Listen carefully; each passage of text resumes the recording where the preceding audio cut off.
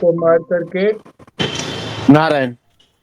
नारायण त्रिपुरासुर को मार करके वहां जनक के यहाँ छोड़ दिया था। तो उसी को देखने की इच्छा जो भगवान राम के साथ सीता और लक्ष्मण के साथ जो आए थे, उन्होंने कहा कि उसको देखने की इच्छा से ये आए हैं।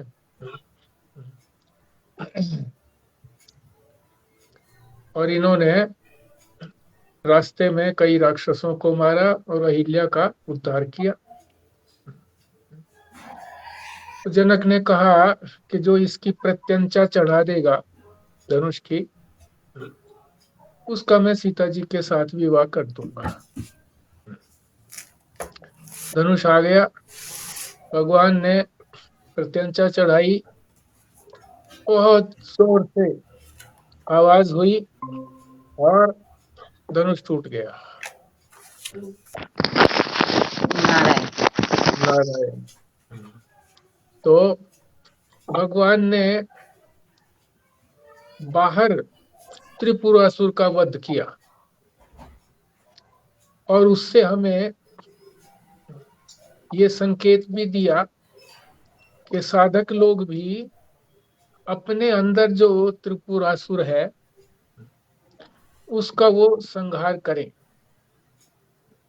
तो हमारे अंदर कौन सा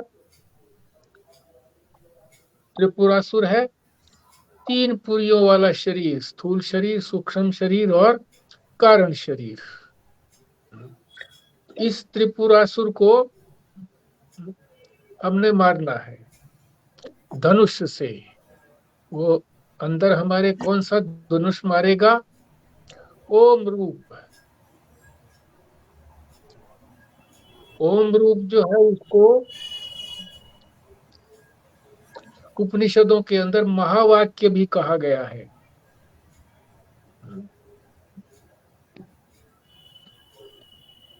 तो ये धनुष का नाम क्या हो गया? ओमकार या ओम, जिसको महावाक्य कहते हैं उपनिषदों के अंदर। और ये महावाक्य क्या बताता है? जीव और ईश्वर की एकता को बताता है। अखंड बोध कराता है। ब्रह्म जो है वो अखंड है, उसमें कोई टुकड़े नहीं है, उसका बोध कराता है। तो हमारे अंदर जो त्रिपुरासुर को हमने मारना है, तो वो ओमकार के द्वारा या महावाक्य के द्वारा, जिसको महावाक्य भी कहते हैं, उसके द्वारा मारा जाएगा। तो क्या विधि रहेगी उसकी? उसके 3 टुकड़े किए जाएंगे। उसके टुकड़े किए जाएंगे, 3 नहीं, टुकड़े किए जाएंगे। उन टुकड़ों के अंदर क्यों किए जाएंगे? क्योंकि दोनों में उपाधियां हैं, जीव में भी और ईश्वर में भी। महावाक्य क्या बताता है? जीव और ईश्वर की एकता। एकता संभव नहीं है, क्योंकि हम तो परिच्छिन्न है, वो अपरिच्छिन्न है। हम दुखी सुखी हैं, रागी द्वेषी हैं, वो तो सुख की खान है। एकता नहीं हो सकती।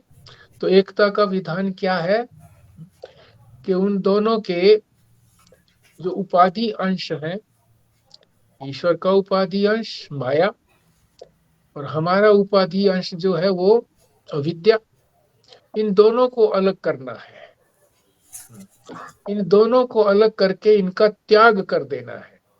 उपाधियों का, दोनों की उपाधियों का त्याग कर देंगे तो दोनों जगह चेतन बचेंगे। तो चेतन चेतन एक। इसी को जो वेदांत के अंदर भाषा है, भाग त्याग लक्षणा, मतलब एक जो अंश है उपाधि वाला, उसका त्याग करना है, घटाना है। त्याग माने घटाना और भाग माने जोड़ना, उसको जोड़ना है चेतन अंश को। तो दोनों की एकता हो जाएगी।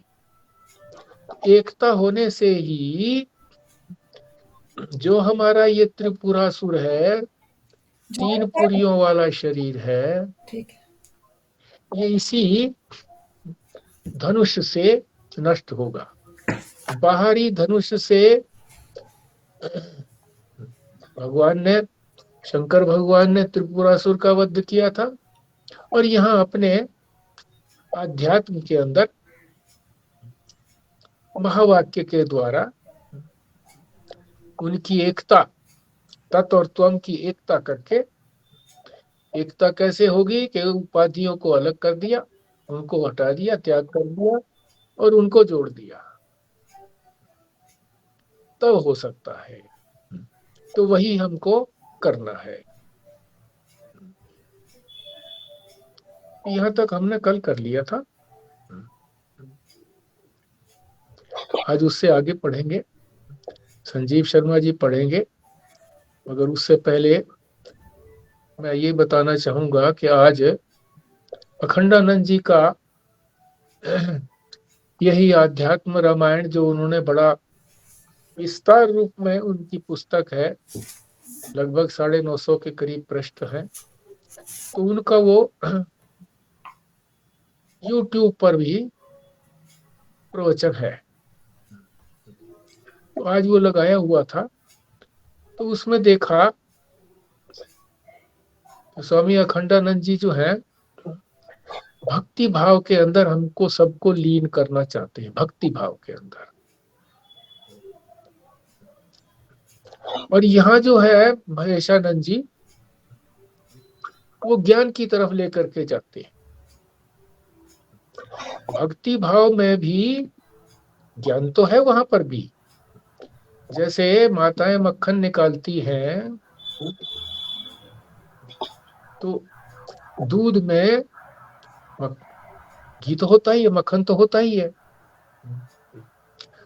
तरकीब से निकालती हैं। कभी गर्म पानी डालेंगी, जब उसके अंदर दिखाई नहीं देगा मक्खन, और फिर ठंडा डालेंगी कि उसको इकट्ठा कर दिया जाए। तो महाराज जी ने जो अध्यात्म रामायण का ये विहंगावलोकन बोला है, लिखा है, ये मक्खन है, मक्खन मात्र है। और उन्होंने जो है, मक्खन तो है उसमें भी, मगर अभी वो बिखरा हुआ मक्खन है।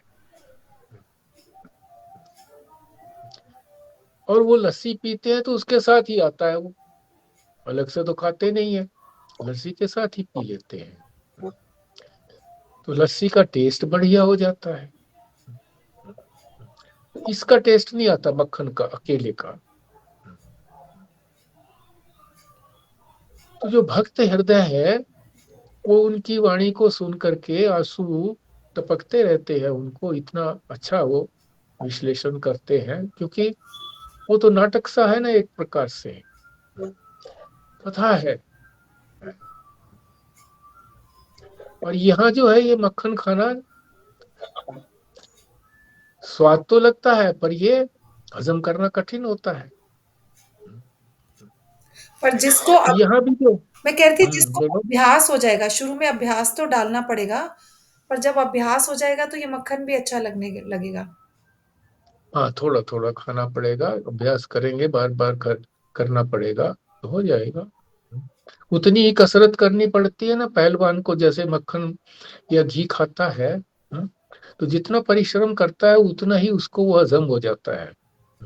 पाव पाव भर पी लेते हैं, और फिर उसके अंदर, अखाड़े के अंदर जाकर के खूब कुश्ती करते हैं। तो यहाँ कुश्ती क्या है, यहाँ वही अपने आप को तैयार करना है। वो भी तो तैयार करते हैं अपने आप को, शरीर को।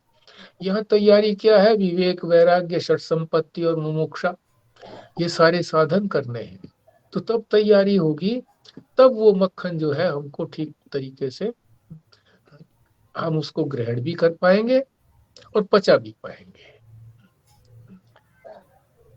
तो आज मैं सिर्फ एक प्रसंग है वो मैं बोलूंगा, बाकी प्रसंग जो है ना, वो अब महाराज जी ने चाहे वो मक्खन मक्खन परोसा है, मगर मक्खन के साथ भी जैसे माताएं निकालती हैं मक्खन, तो लस्सी तो साथ में आ ही जाती है ना जी, और वो लस्सी भी अच्छी लगती है। तो बाकी जो है ये पाठ संजीव शर्मा जी पढ़ेंगे, मगर उससे पहले थोड़ा सा है वो शुरू करेंगे। यहाँ पृष्ठ 53 पर है, मध्य के अंदर सीता ने आकर भगवान को यहाँ से शुरू करना है। तो संजीव शर्मा जी पाठ करिए। जी। सीता ने आकर आराम आराम जी। से। हाँ जी। हाँ। सीता ने आकर भगवान को सोने की माला पहनाई और जनक ने विश्वामित्र से कहा, ओ कौशिक मुनि श्रेष्ठ, पत्रम प्रेष सत्वरम, राजा दशरथ शीघ्रमागच्छतु स पुत्र कहा। हाँ जी। हे मुनि श्रेष्ठ विश्वामित्र, आप राजा दशरथ को तुरंत ही पत्र भेजें जिससे वे सपरिवार यहाँ पर आवें। यद्यपि सीता को देने का मैंने निर्णय कर लिया है, तथापि विवाह में वे भी उपस्थित हुए। ऐसा ही किया गया। दशरथ को समाचार मिला तो उन्होंने चलने की तैयारी की। वसिष्ठस्त्वग्रतो यातु सदारः, सहितो अग्निभिः, राम मातु समादाय, मुनिर्मे भगवान गुरु। हाँ, यहाँ अब यहाँ समझने की बात है। सबसे आगे वशिष्ठ। हाँ, एक मिनट। चलो आप बोलो इसको, फिर मैं इसे समझाऊं। हाँ जी, सबसे आगे वशिष्ठ, उनकी पत्नी अरुंधति अग्नियां लेकर चले।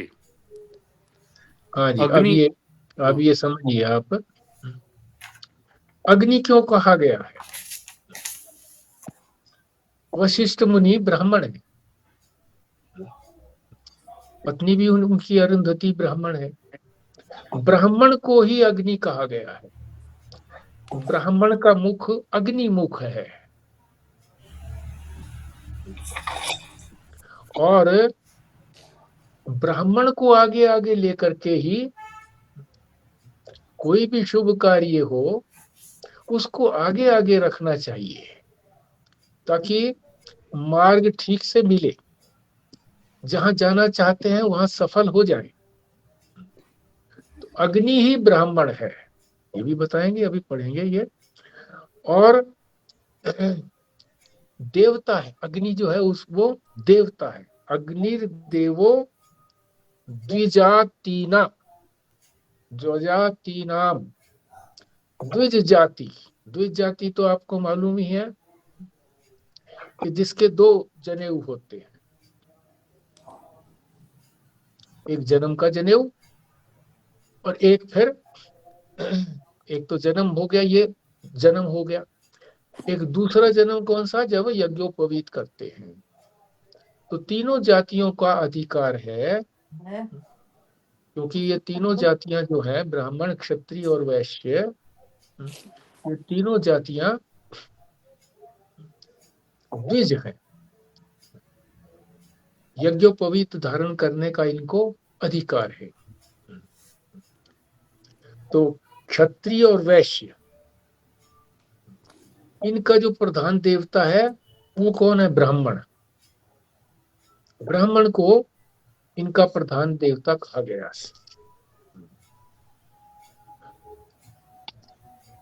मैं पढ़ता हूं, अग्नि ही ब्राह्मण क्षत्रिय एवं वैश्यों का प्रधान देवता है, ब्राह्मणी। अग्निर्देवो द्विज जाति नाम, शास्त्रकारों ने बतलाया है कि द्विज जातियों के लिए पूजा का उत्तम स्थल अग्नि है। दीपक जला के करते हैं, कोई भी पूजा करनी हो, मंदिर में पूजा करनी हो, कहीं और करनी हो, यज्ञ करना हो, तो अग्नि तो समक्ष रखते हैं। अग्नि में आहुति भी दी जाती है। सन्यासियों के लिए बता दिया, सन्यासियों के लिए हृदय के अंदर ही उस परमात्मा देव की आराधना प्रधान है। जो द्विज नहीं है, यानी ब्राह्मण, क्षत्रिय और वैश्य जो नहीं है, जिनके दो जन्म नहीं हुए हैं, उनके लिए वेद के अंदर गति नहीं है। वो वेद तो नहीं पढ़ सकते, वो विधान नहीं है। उनके लिए देवता कौन होगा फिर? मूर्ति। वो मूर्ति को देवता मानेंगे, अपने सामने रखेंगे। और जिन्होंने तत्व का साक्षात्कार कर लिया है, उनके लिए सारा संसार ही देवता है। इसलिए दशरथ सबसे आगे अग्नि को लेकर चले। अग्नि को लेकर के चले मतलब वशिष्ठ जी और उनकी पत्नी अरुंधति, उनको आगे लेकर के चले।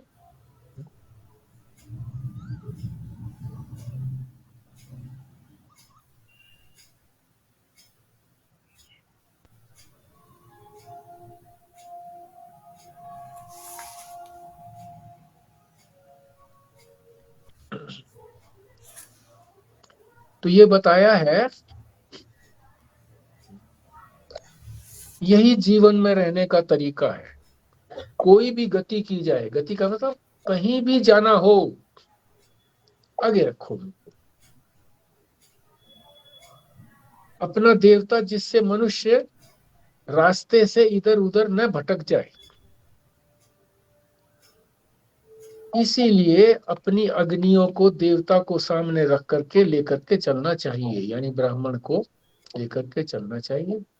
और जो तीन जातियों से अलग है, उनको मूर्ति की पूजा करनी चाहिए, मूर्ति को ही साथ रखना चाहिए। तो ये अग्नि को समझाने की बात थी कि अग्नि किसको कहते हैं। अग्नि से तात्पर्य यहाँ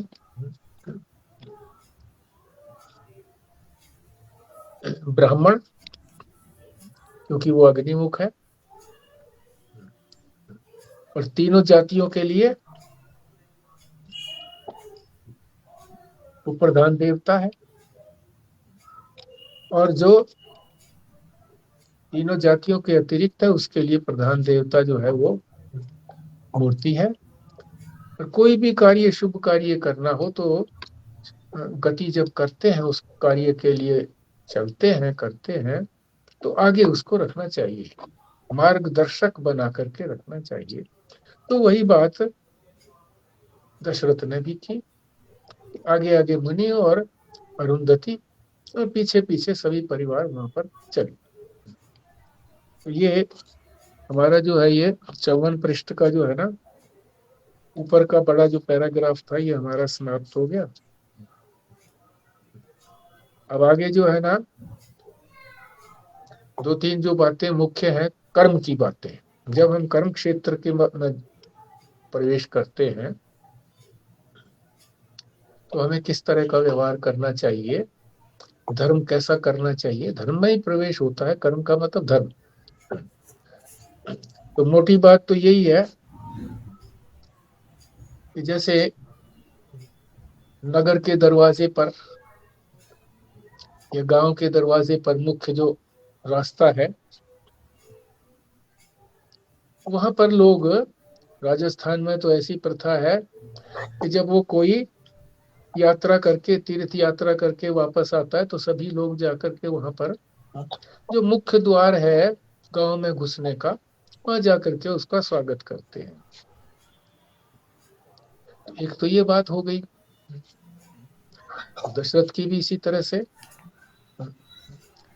जनक ने स्वागत किया। फिर दूसरी बात ये है कि दशरथ जी ने ये कहा कि विश्वामित्र महामुनि की कृपा से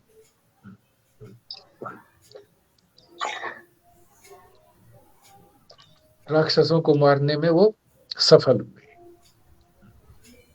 तो ये दृष्टि है। आजकल क्या दृष्टि है कि मैंने किया, जो भी काम किया, अच्छा काम हुआ, मैंने किया, अभिमान रखते हैं। ये कहेंगे मेरे बेटे ने काम किया, जबरदस्त काम किया, तभी हम सफल हो गए। पर दशरथ कह रहे हैं कि मेरे लिए सब कुछ जो अच्छा किया गया है, वो विश्वामित्र महामुनि की कृपा से हुआ है। तो श्रेष्ठ को का आशीर्वाद लेना चाहिए, भगवान की कृपा का आह्वान करना चाहिए। फिर तीसरी बात क्या है इसके अंदर जो विशेष आएगी कि विवाह की रस्म के अंदर दोनों तरह के, दोनों पक्षों के पुरोहित होने चाहिए। अपने अपने कुल के आचरण होते हैं, आचार कहते हैं, कुल आचार। तो दोनों पक्षों के होंगे तो दोनों पक्ष जो है अपने अपने कुलाचार को कर लेंगे, और दूसरा पक्ष यदि उस बात को समझेगा नहीं तो वो समझाने में समर्थ भी हो जाएंगे कि ऐसे ऐसे है, आप अपना कुलाचार करिए, हम अपना कुलाचार करते हैं। और फिर एक बात आगे ये बता रहे हैं कि विवाह होने के बाद या जब वो द्वार पर आते हैं तो लड़की वाला जो पक्ष वाला है वो पति पत्नी जो है ना उनकी आरती करते हैं और पैरों को धोते हैं, और वो चरण जो जल है उसको सिर पर रखते हैं। क्यों? क्योंकि वर जो है वो श्रेष्ठ होता है। ये नहीं सोचना कि पिता जो है वो तो बहुत बड़ा होता है, दामाद की श्रेष्ठता है।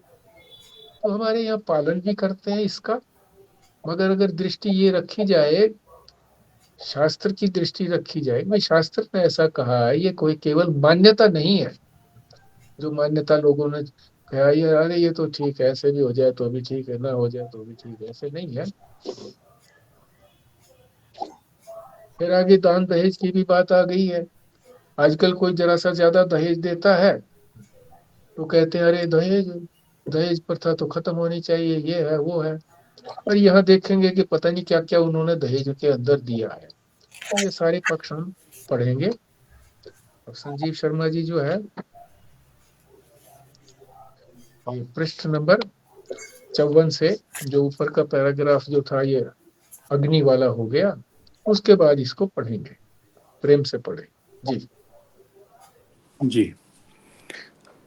प्रायः भूल यही होती है कि अपने उद्देश्य को भुलाकर कहाँ पहुंचना है इसका ख्याल किए बिना ही हम क्रियाएं करते जाते हैं, चलते जाते हैं। जैसे एक अंधा दूसरे अंधे के पीछे चले। ये कहाँ कौन सा पृष्ठ पढ़ रहे हो?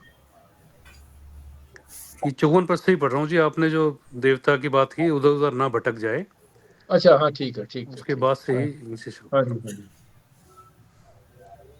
इसका ख्याल किए बिना ही हम क्रियाएं करते जाते हैं, चलते जाते हैं। जैसे एक अंधा दूसरे अंधे के पीछे चले, इसी प्रकार अधिकतर लोग जीवन को बिताते रहते हैं।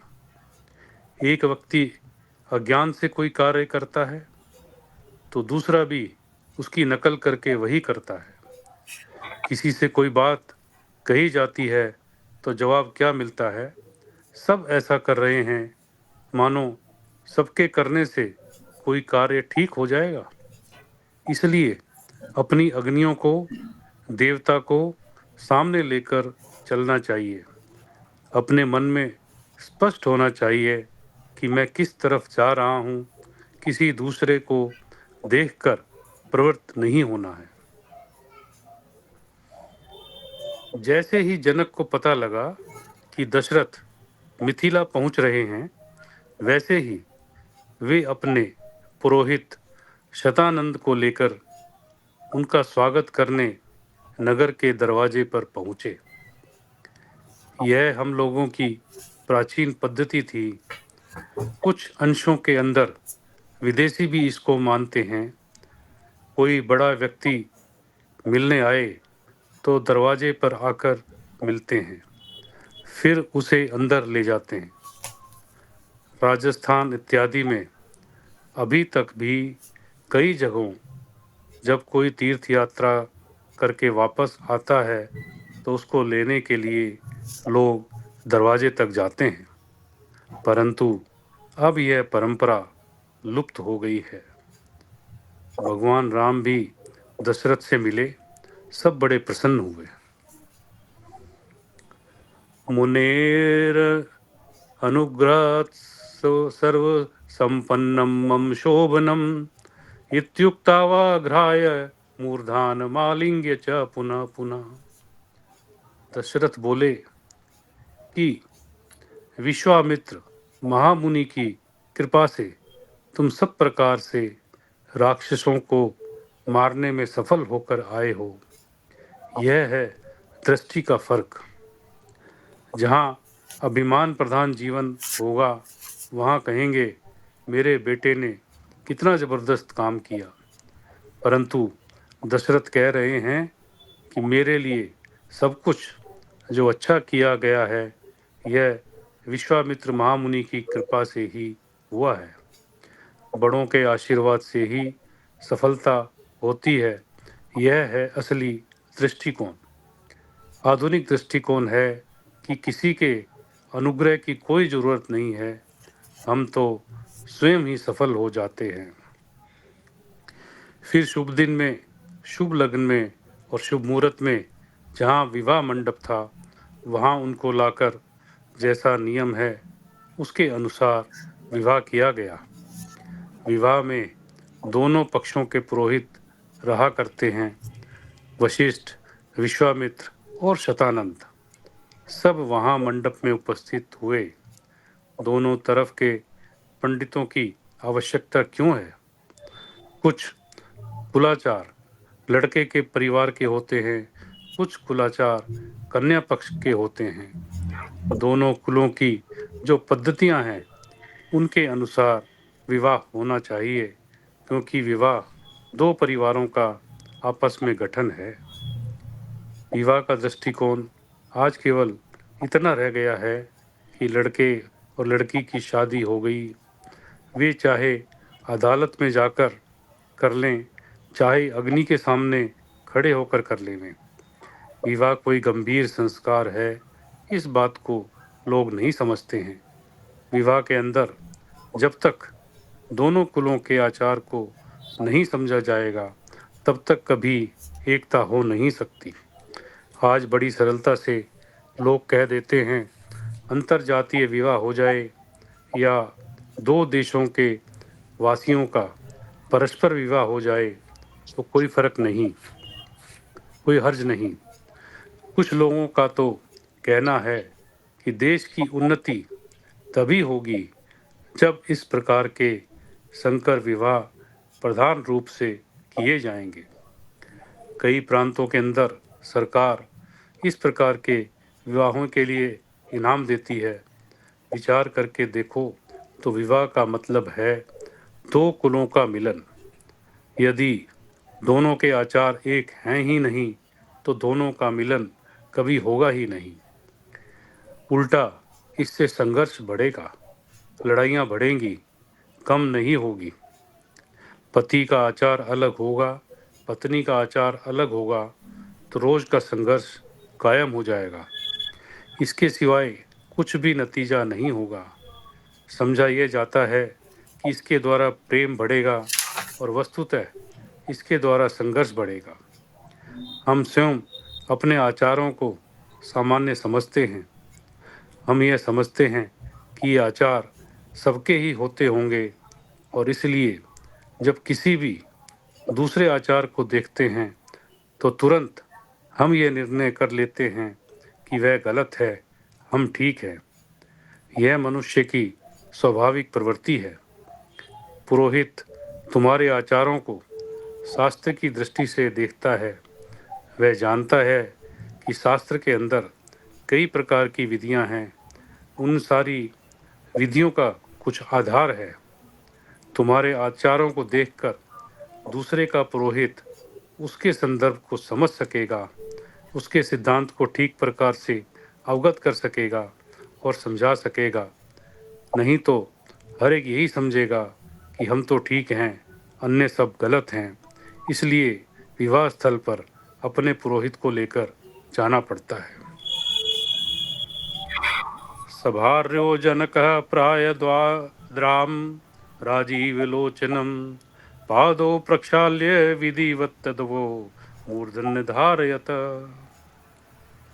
जनक ने अपनी पत्नी के साथ जाकर राम का पूजन किया, उनके चरणों को धोकर उस चरणोदक को अपने सिर पर रखा। आज के युग में एक गलत धारणा बन गई है कि ससुर बाप की जगह पर होता है। कई जगह लोग यही मान लेते हैं कि लड़के का ससुर लड़के के बाप की जगह है, और मर्यादा यह है कि जो वर है वह श्रेष्ठ है, वह पूज्य है। इसलिए लड़की का बाप उसके चरणों को धोता है। श्रेष्ठता अपने यहाँ दामाद की है, ससुर की नहीं। आजकल गलत धारणा बन गई है कि सब बराबर हैं। जैसे लड़के का ससुर वैसे लड़की का ससुर। यदि लड़की का ससुर बाप के जैसा है तो लड़के का ससुर बाप के जैसा ही होना चाहिए। हिंदू शास्त्रों के अनुसार स्थिति ठीक विपरीत है। पूज्यता दामाद के अंदर है, ससुर के अंदर नहीं है।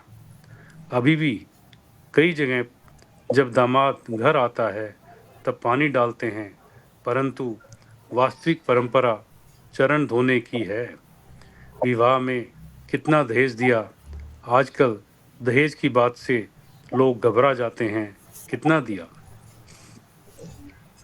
दीनराणं कोटिशतं रथानां युतं तदा अश्वानां नियुतं प्रादाद् गजानं षट्शतं तथा पत्तिनां लक्ष्मीकं तु दासिनां त्रिशन्त ददो दिव्यांबराणि हरसंच मुक्तारतन्मयोज्ज्वलान्। 1 करोड़ तो सोने की मोहरें दी, 10,000 रथ दिए। आजकल एक मोटर देवें तो लोग हल्ला मचाते हैं कि दहेज बहुत बढ़ गया।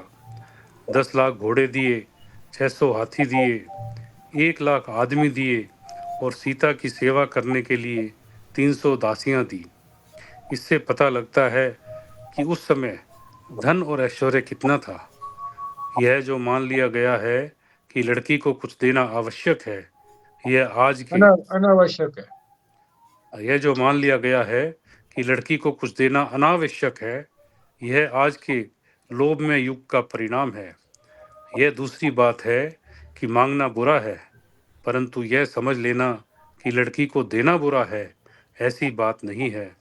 जब वहां से विदा होने लगे तो सीता जी की माता उनसे लिपटकर रोते हुए उन्हें शिक्षा देने लगी कि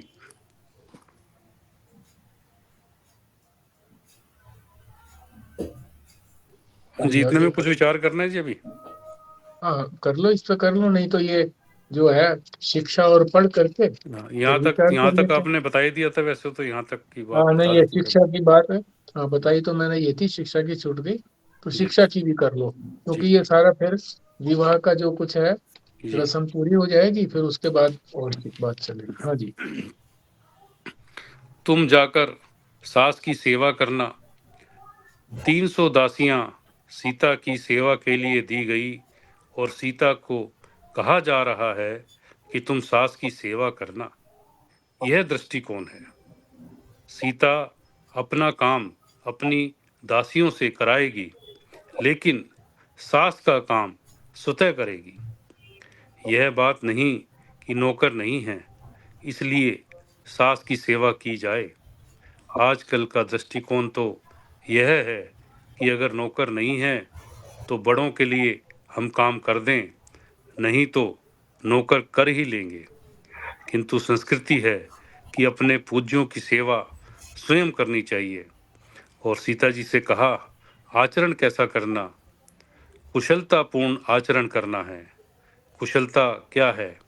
नित्यम राम मनुव्रता। राम ने जो नियम व्रत अपने जीवन में लिए हुए, उनके अनुसार अपने जीवन को बनाना। पति ने जो आदर्श एवं व्रत सामने रखे हैं, उनके अनुसार अपने को बनाना पत्नी की कुशलता है। हमेशा पतिव्रता धर्म का पालन करते हुए खूब आनंद से रहना, यह शिक्षा दी। हाँ, यहाँ तक करते हैं। अब चर्चा कर लीजिए।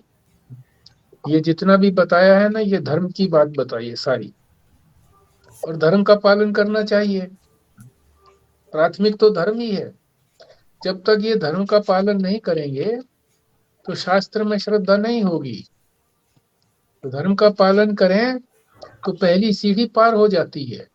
अभी भी हमें जो ये बातें बताई है महाराज जी ने, काफी कुछ अभी करते हैं, मगर केवल फॉर्मेलिटी समझ करके करते हैं। अक्षर अक्षर पालन नहीं करते कि भाई ये धर्म की बात है, बुद्धि से ना लेवें, इसमें जो भी कुछ बताया गया है शास्त्र के अंदर उसको यूं का यूं करना है, श्रद्धा पूर्वक करना है, फॉर्मेलिटी नहीं करनी है। तो अब आप चर्चा करिए इस पर, क्या क्या चर्चा करेंगे।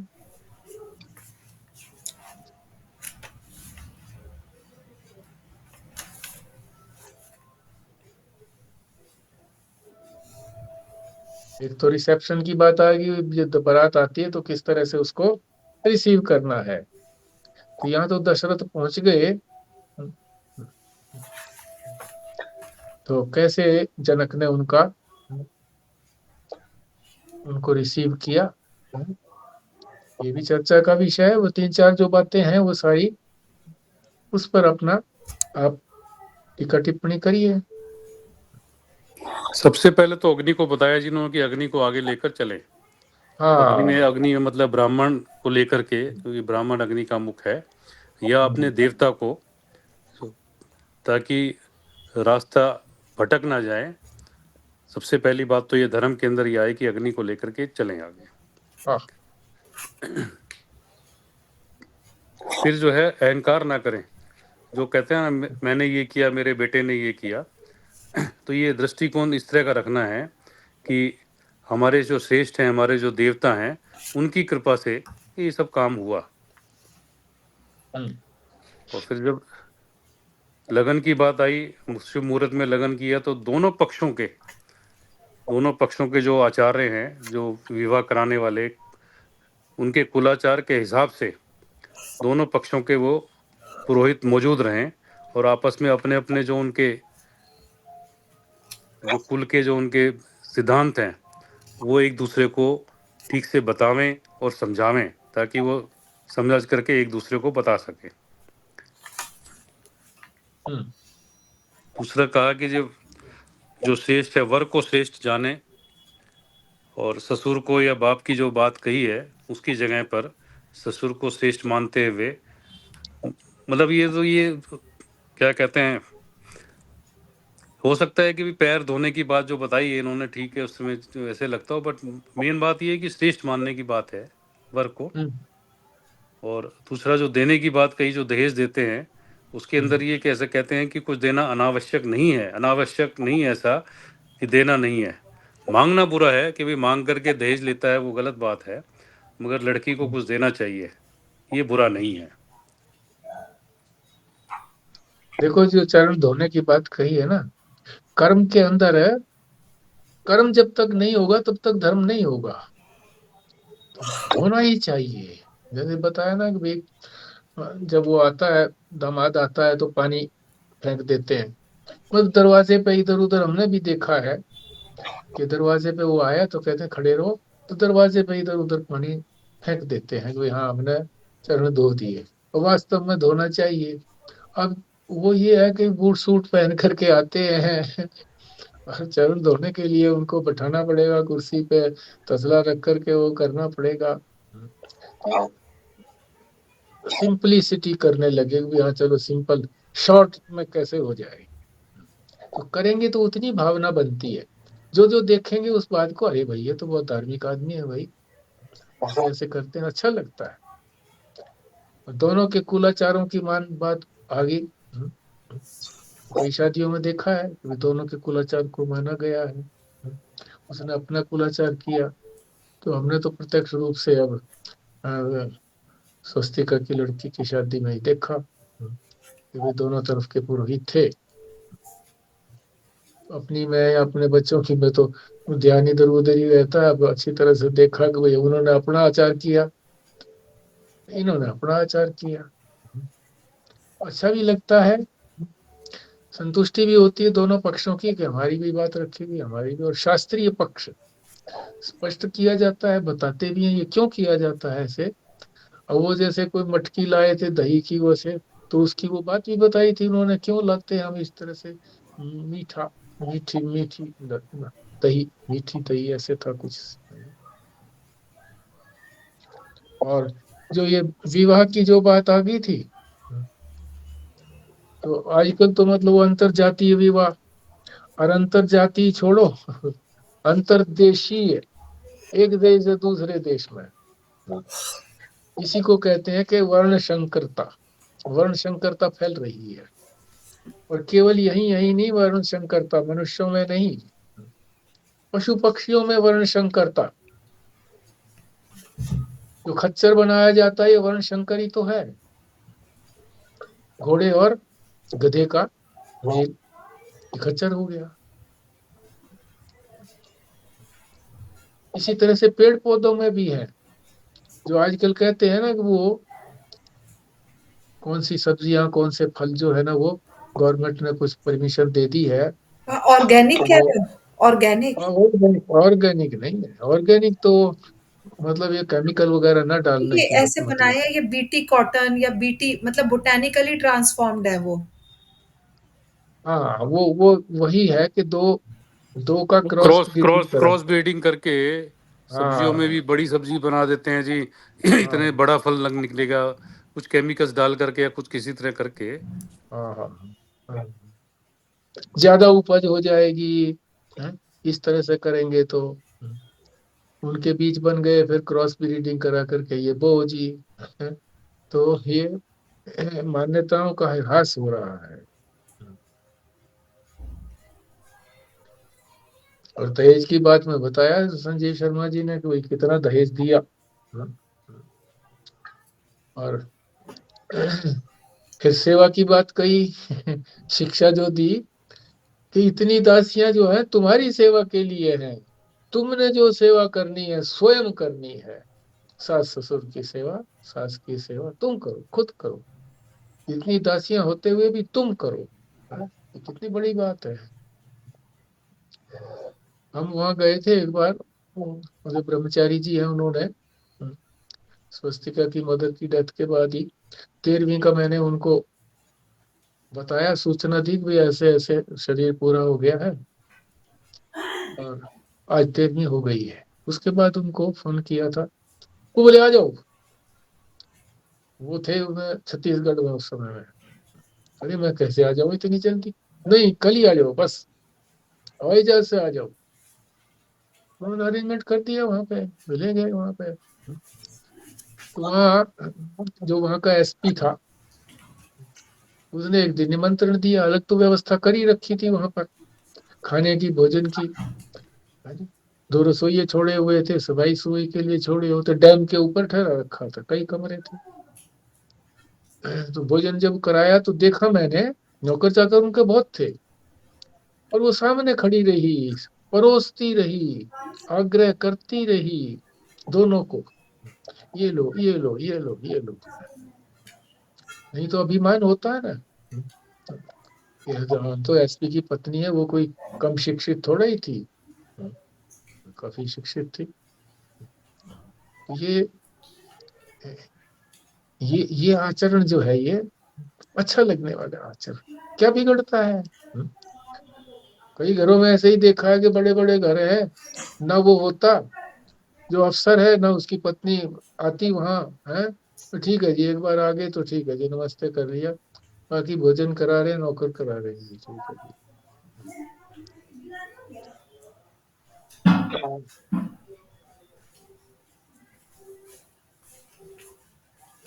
तो ये सारे जो आचरण हैं, आचार हैं, ये सारे शास्त्रीय आचार हैं, ऐसे ही काल्पनिक नहीं है, कल्पना से नहीं बनाए गए हैं। ये अंदर ये भावना भरने के लिए कि शास्त्र जो है परमात्मा ने बनाया है, तो शास्त्र में श्रद्धा रखेंगे तो परमात्मा में श्रद्धा रहेगी हमारी, और परमात्मा में श्रद्धा करना ही धर्म का उद्देश्य है। सूक्ष्म उपासना है ये स्थूल उपासना है, और सूक्ष्म उपासना जब दृष्टि में रखा जाता है, परमात्मा को सामने रखना होता है, तो स्थूल और सूक्ष्म दोनों कंबाइन हो जाते हैं।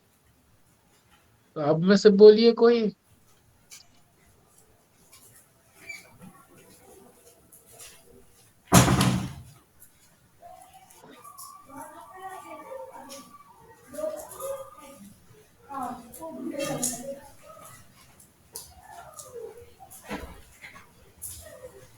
महाराज जी ने एक बार सुनाया था,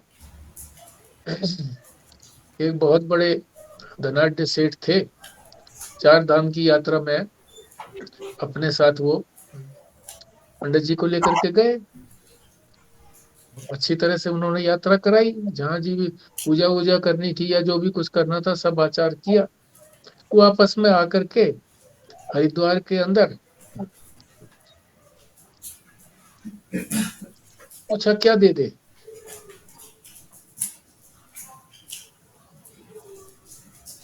तो उन्होंने, पंडित जी ने कहा ये दे दो जी। अरे पंडित जी ये क्या दे दो, एक मकान उनके नाम कर दिया, अच्छा एक फील्ड खेती का उनके नाम कर दिया, प्रचुर धन दे दिया। क्यों? आगे आगे वो मार्गदर्शक थे वो। और कोई भी काम हो इस तरह का शुभ काम हो आगे रखना चाहिए। महात्मा को लेकर के जाओ, कहीं जाना है तो साथ में ब्राह्मण को लेकर के जाओ। ब्राह्मण को क्यों लेकर के जाते हैं? श्रेष्ठ समझते हैं, इसलिए लेकर के जाते हैं। बोलिए।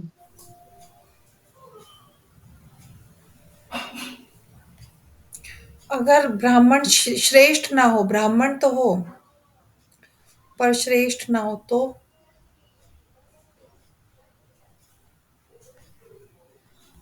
देखो अपनी समझ से तो श्रेष्ठ चुनाव का प्रयत्न करना चाहिए। फिर जैसा भी मिलता है, अब उनकी जन्मपत्री तो कोई खोल के देखेगा नहीं, तो कम से कम पंडित पुजारी अगर है, पंडित में पूजा कर, मंदिर में पूजा करता है, तो कम से कम पूजा पूजा तो करता है ना भगवान की। सुबह से शाम तक वो रहता भी है, लोगों को कुछ सुनाता भी है, मंत्रों का जप भी करता है, और जो भी विधि विधान है वो सारा करता है ना, तो कर तो रहा ही है वो। अब उसके आगे पीछे की बात का सोचने की बात नहीं है। हाँ अगर परिचय में कोई है, विद्वान भी है और ये कार्य विधि करता भी है, विद्वत्ता से तात्पर्य नहीं है बल्कि करता भी है ये, क्योंकि ये सारा धर्म जो है ये तो आचरण के लिए है, कि जैसा वो आचरण करता है हम भी उस आचरण को समझ करके हम भी उसी तरह से करें, जैसे वो पूजा करता है ऐसे हम भी पूजा करें।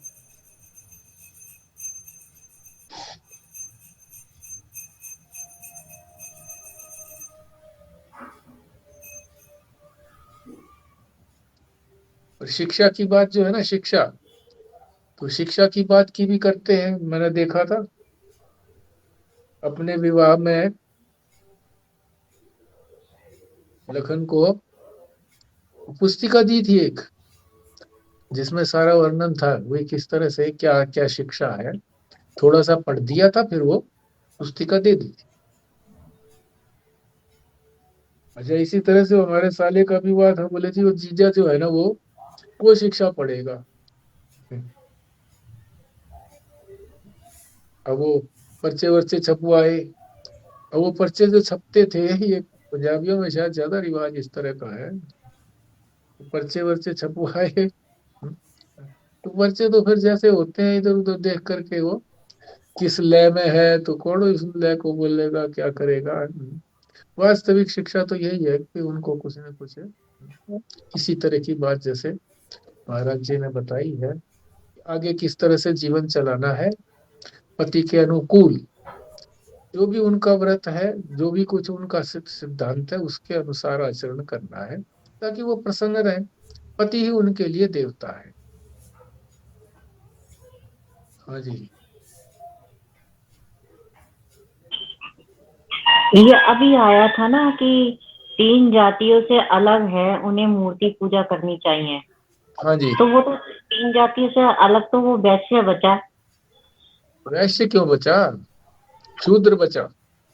हाँ शूद्र, सॉरी शूद्र। शूद्र बचा, उसके लिए है। हाँ, शूद्र बचा तो खाली, तो क्या वो वह मूर्ति पूजा करेगा, बाकी की 3 जातियां नहीं कर सकते? हाँ वो भी कर सकती है, वो तो केवल उनके लिए ही बताया है कि भाई वो उनका वेद में अधिकार नहीं है, हाँ, वेद में अधिकार। इसलिए वो ब्राह्मण को समक्ष रखें।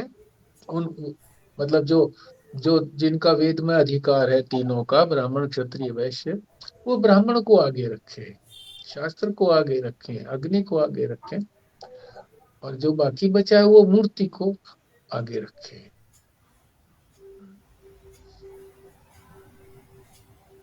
हम दूसरी जातियों के लिए मनाही नहीं है कि भाई हम मूर्ति की पूजा नहीं कर रही है, मूर्ति की पूजा का विधान ही है, प्रारंभ में तो वही है। हाँ जी। हाँ ठीक है, समझ आ गया।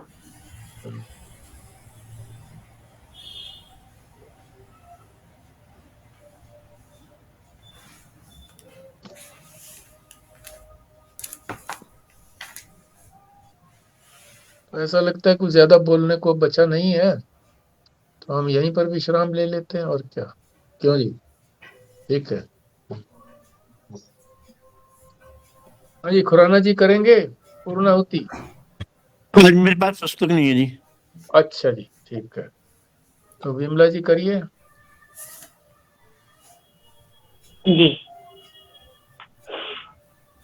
ओम पूर्णमदः पूर्णमिदं पूर्णात् पूर्णमुदच्यते पूर्णस्य पूर्णमादाय पूर्णमेवावशिष्यते।